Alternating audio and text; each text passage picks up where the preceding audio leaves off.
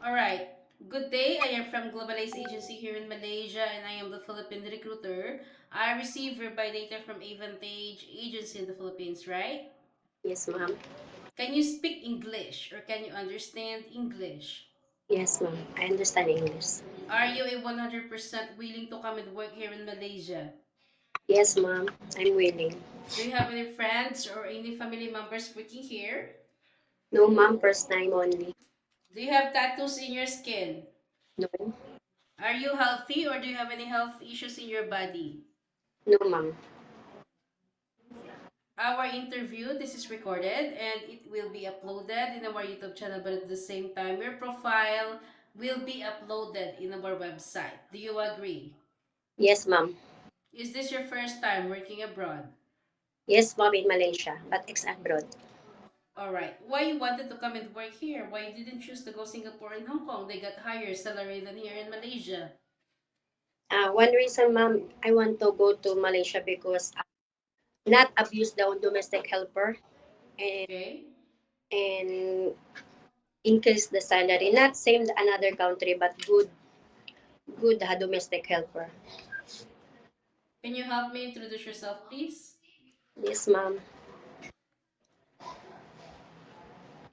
My name is Jonalyn El Palad. I'm 36 years old.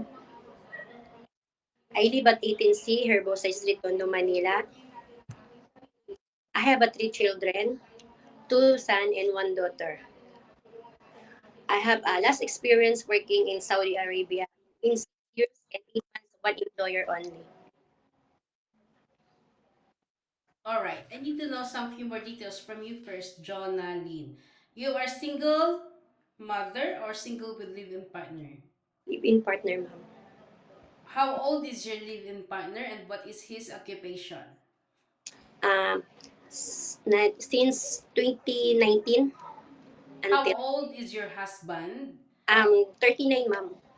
What is his occupation? Purchasing orders, ma'am. Hardware. When is your birthday? In this Philippines, July 2, 1989. What is your height and your weight? Um, 58, What about your height? 163.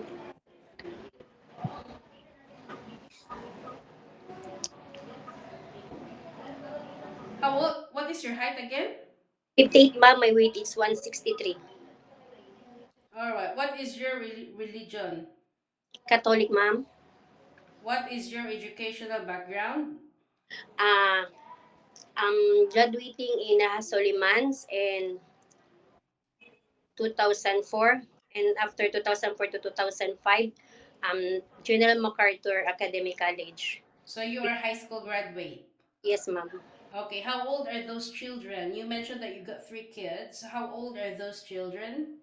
My first son is 18 years old, student nursing. My second daughter is 17, senior high.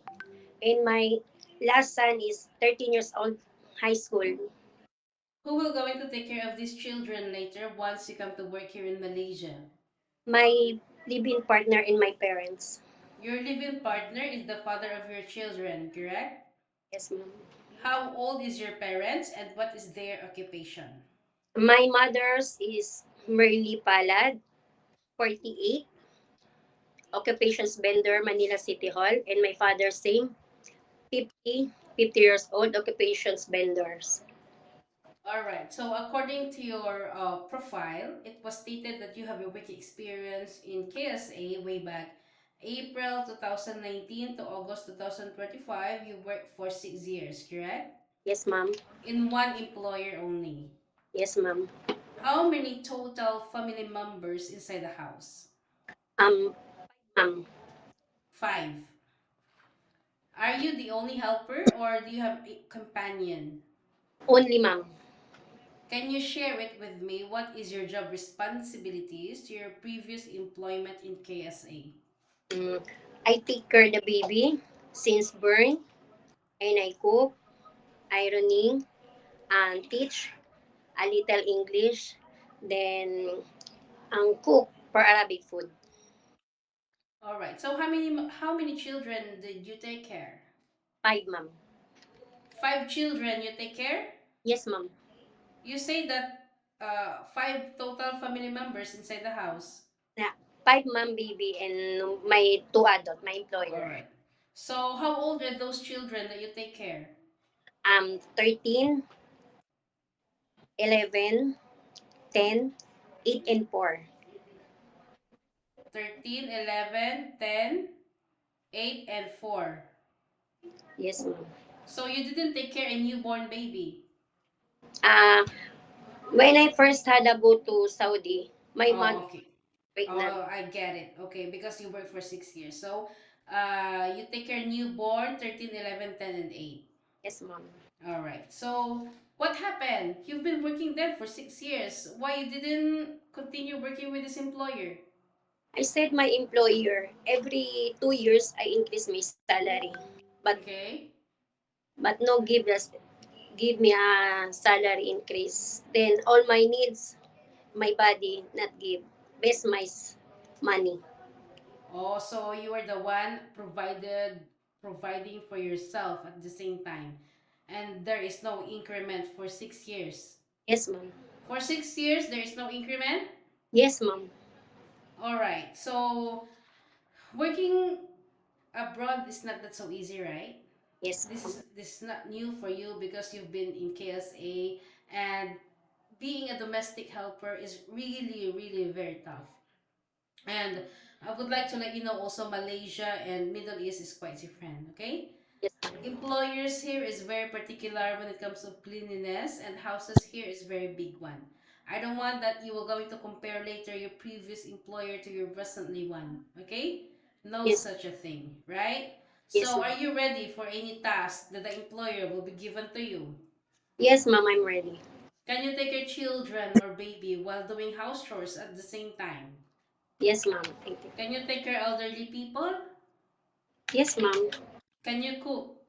Yes, ma'am. What variety of cuisine you can prepare? Um, my experience sa Arabic food and I want to cook the Filipino food if my madam want. All Then right. So what kind of Arabic foods you can prepare? like kabsa, magluba, Mm-hmm. biryani, um, then the chicken oven, All like right. shawarma. That's so you are willing to learn some new recipes like Malaysian foods, Indian foods, Chinese foods. Yes, ma'am, I'm willing. All right. Can you caregiving for bedridden patient and disabled person? Yes, ma'am. Are you comfortable taking care of pets? Yes, ma'am, I Yeah. will. All right. So normally, even though no matter what, we've been working for quite long time in other countries, there's such a time that we feel homesick. How do you handle your homesickness? I'm handling my homesick like very working hard for my experience, my baby. Yes. Then I pray, be a good health. Then I want someday go to the Philippines and me and my family. All right. This is a 2 years contract, okay? Same like what you did in Middle East, and you know that once you cannot handle your job anymore or there is any uncertain situations that happen to your family back in the Philippines, remind yourself that you can easily go back home. And once you terminate your contract without cause, you know that there will be a consequences, which is you need to pay your employer, and at the same time the agency, as nobody forced you to come and work here in Malaysia. Alright? Are Ma'am. you aware that you cannot hold your phone for 24 hours? Yes, ma'am. You cannot hold it, but you can have it during nighttime only. After you finish your job for the whole day, and you will render your phone on the next morning before you start your work. And of course, you are entitled to have a rest once a week, but you're not allowed to go out on your rest day. This is a strictly no go out policy. Okay? But if you will work on your rest day, employer will going to compensate your salary. Are you okay with our rules and regulations? Yes, ma'am. We don't force people to come here. If you agree, it's fine. If you disagree, it's fine also. You can stay in the Philippines or find job opportunities into other countries. Remind yourself why you wanted to come and work abroad, because you wanted to sustain your family's needs and you wanted to give a better future for your children also at the same time. In Philippines, you can be the boss there, you can do whatever you want, but here in Malaysia, we need to humble ourselves. We need to follow the rules and regulations of the employer, and we need to respect the culture of the employer at the same time. Any problems, any concerns, inform your employer, because you will be the one working inside the premises for 2 years, yeah? Yes, ma'am. I think that's all for now. Thank you for your time, Jonaline. It was my pleasure meeting you. But please stay connected through WhatsApp, because Global Ace agents will going to contact you to conduct an interview together with the employer. Okay? Yes, ma'am. Thank you so much and have a good day. Bye.